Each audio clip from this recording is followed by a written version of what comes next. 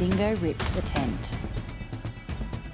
In the previous episode, we visited Lake McKenzie and experienced some of the island's inland sand air tracks. And there is no dingo fence. Today we start the day riding out to the beach. It's low tide and there is no traffic on the beach this morning. The sand is firm under the tyres, holding the bike steady. A smooth run along the beach. I pass another small creek that runs to the ocean. Some are deeper than others.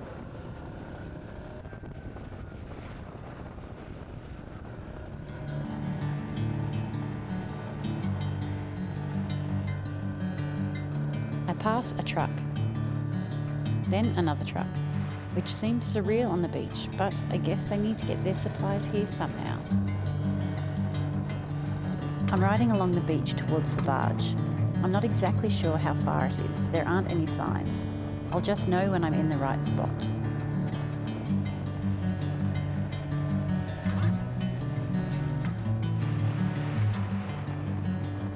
I can see land ahead now. I must be getting close. So we're at the ferry spot. You can see it over there, turning around, picking up a few cars to come over. It's about a 15-minute ferry ride, so we just sit here and wait, looking at that sky, hoping that the rain stays away.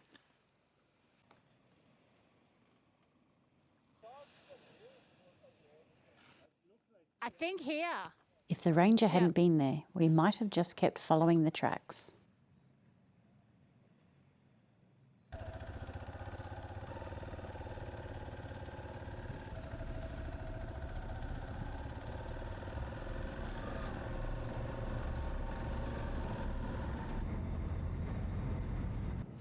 Okay, on the barge. Okay, and here we're near Inskip Point. I've got the last bit of sand to get through, so this is where I first stacked. I'm hopeful for a better outcome this time. Goodbye, Fraser Island. This sure was an adventure.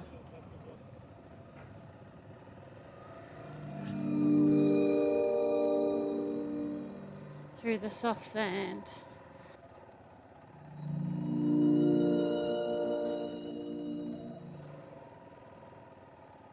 This is where I stacked it last time. Let's see how I go today.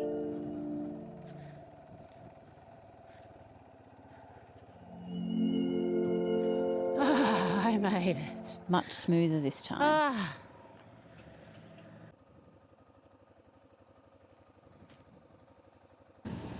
Back on solid ground now, heading towards Rainbow Beach. After all that sand, the bikes need a proper wash.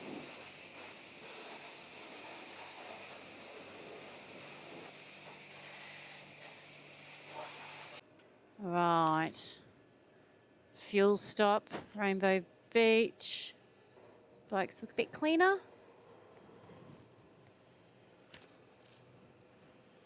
So leaving Rainbow Beach. Making the journey back to New South Wales now. We'll camp one more night along the way. Not sure yet where we'll pull up. The landscape opens up to farmland.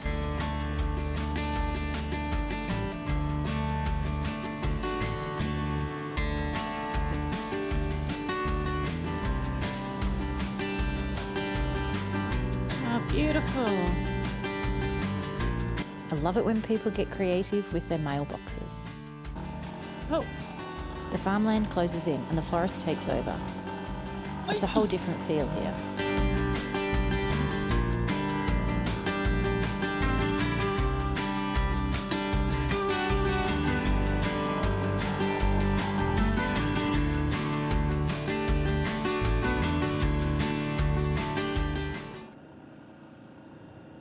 Love these little rural towns. We've arrived at Kilcoy Showgrounds for the night. Set up the tents. We got access to a barbecue area So what I will say about our time on Kagari, I would say it was a bit tougher riding than what I anticipated. My first time riding on the sand, it was definitely a challenge. It was fun. I'd say the best tip I got on the island was lowering my tyres down to 8. So this was the destruction of the dingo.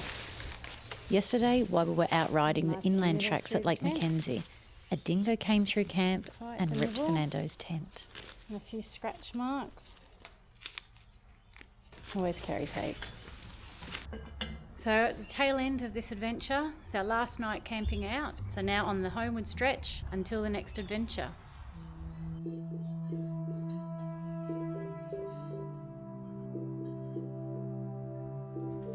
The next morning, the clouds have rolled in and it looks like we're in for a wet day. So the rain didn't hold off. Anyway, last stretch in the rain. It's all part of the adventure. Okay, maybe don't rain too much, please.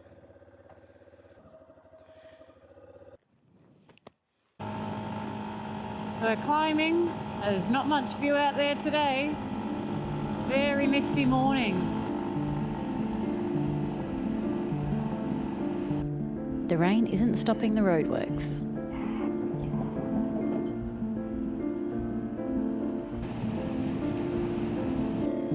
Alright, this kind of sucks.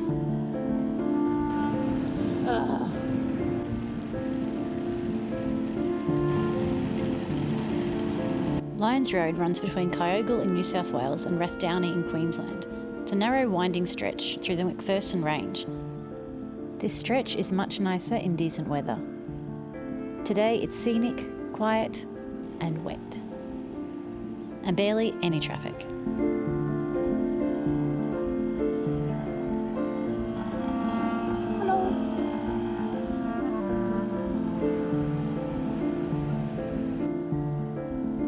And we're back at the New South Wales border. Okay, we are back in New South Wales. This is the border on Lyons Road. And that's it for this journey, for this adventure. I'm continuing off home now. Until next time, stay dry.